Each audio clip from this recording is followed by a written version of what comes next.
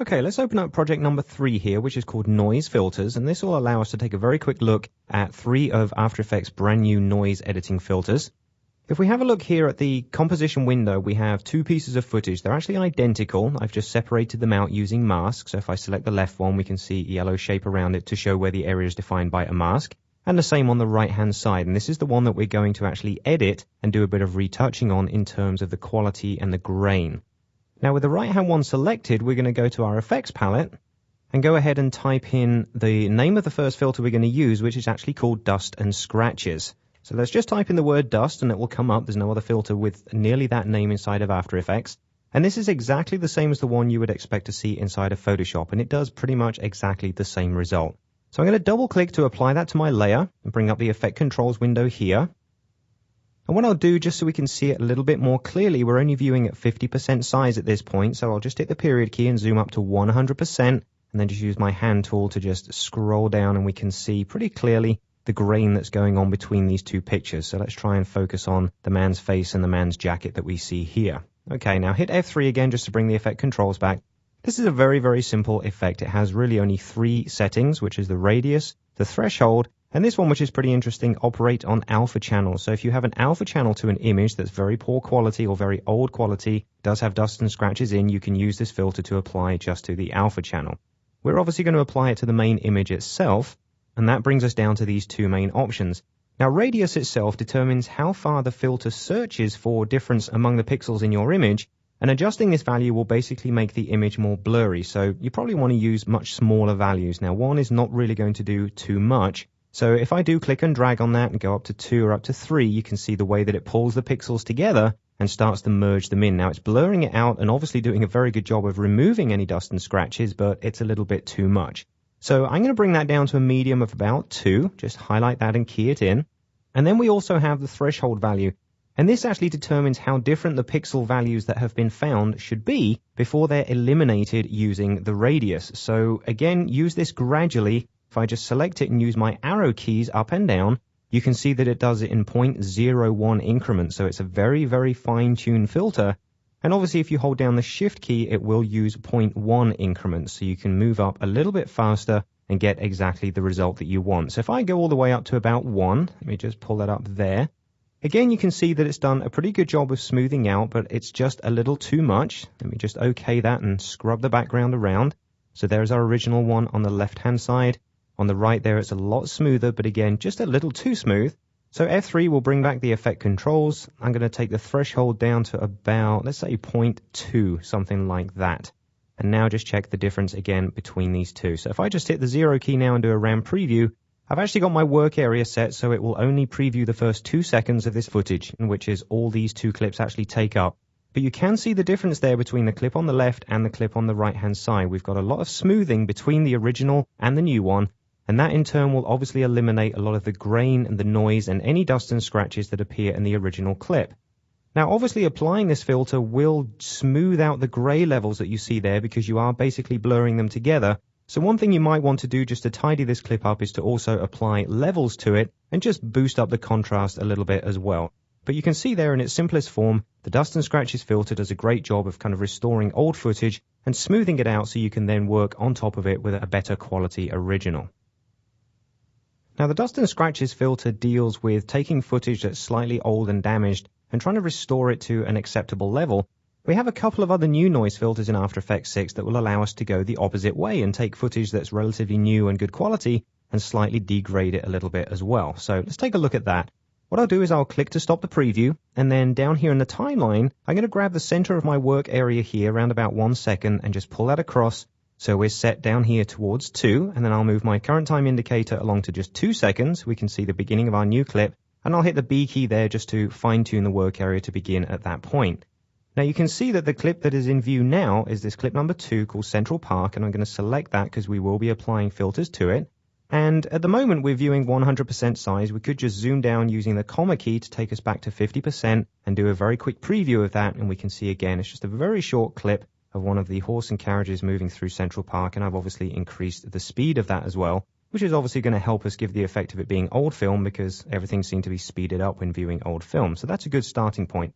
Now this clip does already have a few filters applied to it, which I've just disabled so we can see the process for making the film look a little bit older. So let's hit the F3 key to bring up the effect controls for this layer, the Central Park layer.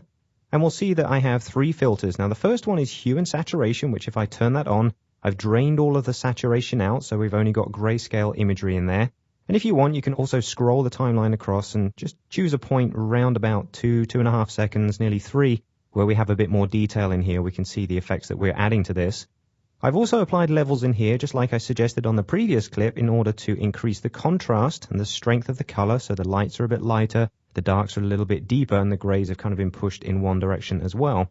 But when it comes to making film look old, you obviously rely on noise and grain, very similar to the one that we were just trying to remove using the previous filter. Well, the old way of doing things would be to add noise, and this was a little bit of a drawback. I have a noise filter here that has been applied. If we turn it on and just press the period key again to go up to 100%, I can see that there is a noise value in there, and it's not set to much. If we just go to the effect controls there, I can see it's only 10%. And if I just increase that, obviously it will get a little bit harder. Now, the downsides to noise is really just 2 of them. The first one is that noise is always the same size. It's 1 pixel, okay? Every grain of noise is 1 pixel, which is just not very flexible. If you want to give the appearance of more old film, you'll notice that the grains are a lot larger. This is more like TV noise or white noise. The other downside to it is that the noise value animates on every single keyframe, so you don't really have any control as to how fast that noise plays. Every single frame will be a different value. Well, the 2 new noise filters that are available in AE6 give us a bit more flexibility over both of those items. So what we can do is noise is still selected here in the effect controls. I'm just going to hit the delete key to remove that because we're going to go ahead and add a new one. Let's come over to the effects palette and just highlight the word that was in there before, and let's type in noise. And this will show us all of our noise filters that we now have available, and we'll see here that we have these 2 at the bottom, Noise HLS for hue, lightness, and saturation, and also Noise HLS Auto. Now, they're almost identical, okay? There's only one difference that separates them. The Noise HLS Auto allows us to animate the speed of the noise, okay? The Noise HLS is very similar to the old one, where the noise is done on a frame-by-frame basis. You just get to choose the starting point of the noise, but it's still done on a frame-by-frame basis. So needless to say, we're going to use Noise HLS Auto, but do feel free to try that one out at a different time. So again, I'll just double-click to apply this to my layer. And if we come across, we can see that initially we have a uniform noise value set. Okay, now that is just uniform, very similar to the previous noise where it's very small and it's based on 1 pixel at a time.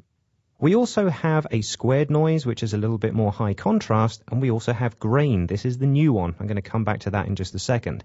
Now, we've got a noise effect applied, but at the moment we're not seeing anything because we choose in which channel the noise is applied, and this is one of the cool things about the new filter. We can apply it in this case to the lightness value. There's no color, so it's almost pointless putting noise into the saturation channel. And again, because of the hue, there is no hue. Everything's grayscale. So the lightness channel, if we click and drag on that, just take it up to about 20 or 30%, you can see it getting darker, and the noise has now been applied. And again, that is using uniform.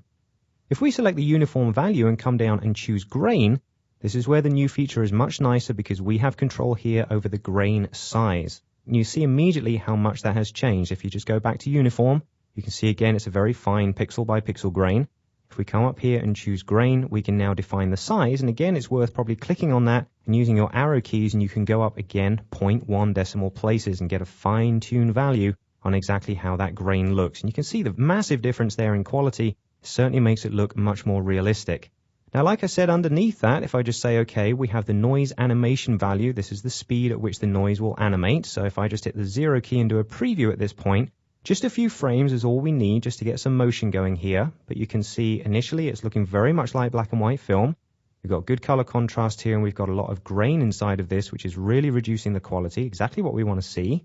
And if I just click now and do our preview, it's looking pretty good. So the animation value is going to be more noticeable if you have footage that's a little bit more static, a little bit less fast moving, but feel free to go in and adjust that value and speed it up or slow it down. It's completely up to you, but those settings are there in order for you to control the speed playback of the noise. Again, very different to the old way of working. Okay, I'm going to set the noise animation value back down to about 20, go somewhere near the default. And then what I'm going to do is actually close this effect controls window down because there's another layer that we're going to expose on top of this one. I'm just going to reduce my preview size, again, hit the comma key to do that. And if we come down to the timeline and turn on the visibility for layer 1, we can see that layer, and it won't be visible almost immediately until we scrub across or even do a RAM preview. But you can see basically what I've got here. Let me just hit 0. Let's get a full-size preview of this. We've got the footage starting off on the left-hand side, and then as the camera begins its movement, I've got a composite of one of the blue screen shots that we shot of either myself or Brian for this After Effects series, and I've thrown that in here as well, again with the same filters on. So I have the noise for the grain effect, I have the grayscale applied with hue and saturation, and I also have levels applied in order to up the contrast a little bit. And I've obviously matched the motion of the camera there, so it looks almost like I'm standing in the park way back in this black and white film, and almost doing maybe a commentary or a news article, if you like, on this particular subject of horse and carriages, whatever it is we're aiming for.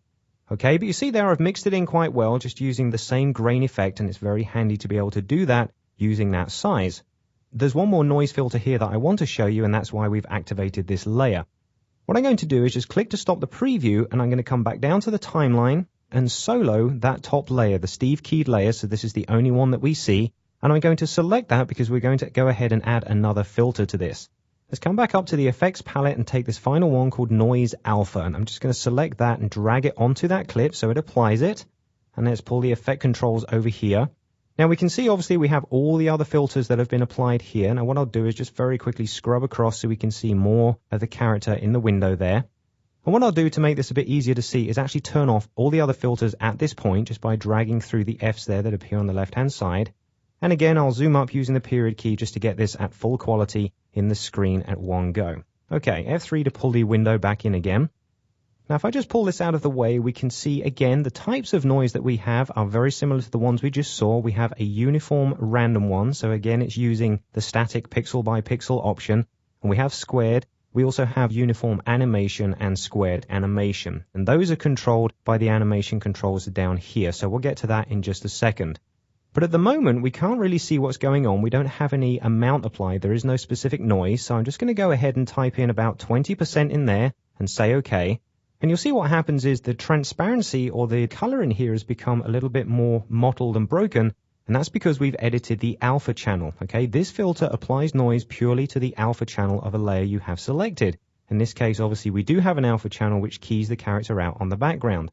We can always come down here to the bottom of the composition window and click on the alpha channel preview icon, and then you can look in there and you can see an amount of gray noise that's been applied into the center of the alpha channel there, which will obviously have an effect on the transparency of the layer we've applied it to. Now again, inside the effect controls, there's a few things in there we can edit. Obviously the amount you can go as high or as low as you want to, and the more you increase that, the more transparency will be visible because the colors will get darker. We also have the controls here. Squared is going to be a little bit more contrasty overall, so there's a lot more white in there which will actually leave bigger holes. But let's come back down to uniform, okay? And we also have this setting here, the original alpha, and what actually happens to it. Well, this specifies the amount of noise that appears in the opaque areas of the channel. Now by default it's selected to clamp, okay? We have 4 options under here. And clamp means that the noise is only applied into the opaque areas, which in this case is obviously the white part of the channel. If we have it set to add, that actually does it to the whole alpha channel, regardless of any transparency values in the channel itself. If we have it set to scale, it's the opaque areas only, but a higher noise in the more opaque areas, which means pretty much the white areas will get most of the noise, but any gray pixels around the edge will get a slightly less amount of that value. An interesting little setting. And then edges will only apply into partially transparent areas, which in this case obviously would be just around the very edge. There are gray pixels here which are only partial transparency, and that's what does a good map between the foreground and the background. That will only apply it into those edges. You can see that the white area there is still nice and strong. So you have some choices there as to what's actually affected. I'm going to go back to the default of clamp. And then we can have a look at the overflow, which is what happens to the pixels that actually fall outside of the gray range. The gray range is obviously 0 to 255, and there will be pixels that occasionally go above or beyond that value. So again, default settings like clip, that will actually clip anything above 255 or below 0 and actually remove it, so it's not visible. Wrap back will actually move those values to the displayable range. It will kind of pull them back in, almost do a level adjustment and pull them back into the original range. And then the wrap option forces the values outside of the ranges to kind of jump on and go back to the next available range. So say a value of 256 would go all the way around to 0 and so on. So you can check these out. You'll get a different result every time you try them. And again, depending on the footage that you have, you'll see something different. It's very difficult to explain them and show them at the same time. It's all dependent on what you currently have on screen. Now, the noise at this point is set to uniform random, which again means on a frame-by-frame basis. The random seed value that you see here is pretty much what's defined at the starting point of the noise, so the very initial piece of noise that you see. So let's say you have 4 or 5 layers that you're applying this effect to, and you want each of them to start with a slightly different amount of noise. The random seed will allow you to rotate through and find a different starting point. But again, the animation from there on in is pretty much automatic. If I just undo that, Command Z or Control Z, I can go to Uniform Random and this time go to Uniform Animation. You see that this time it changes to Noise Phase, and this one we can actually animate. So we choose here the phase and the movement and distortion of that noise throughout the animation. So again, you have pretty good control over that if you want to use the animated option, so you can slow it down a little bit. The final item down here is where it says Noise Options Animation. Like a lot of other After Effects filters, you can cycle the noise as well and create seamless loops very simply by applying a couple of keyframes there. But now if we go back to the composition window and just turn off the alpha channel, we go back and we can see the transparency has been applied in there. If you just pop back down to your timeline and turn off the solo for layer 1 and bring all the other layers back, you can see that transparency in effect at that point. If you go back to your effect controls now and just turn on all the other effects, we have a finished composition with a slight piece of transparency in there. So feel free to close the effect controls down. Let's maybe drop down to 50%. And I'll even hit Shift Command J or Shift Control J to change me to half quality. Okay, there's no need to view full quality when we're at 50% size. And do a final round preview of that, and you can see the finished effect. So we've taken pretty much full-on modern-day footage. The shot on the right is obviously one we've shot here inside our own blue screen studio. And we've put it together and created a very old piece of film with good-sized grain in it using the new noise filters, and even used the noise alpha to almost ghost an image over on the right-hand side there. And there we can see our finished piece of old footage.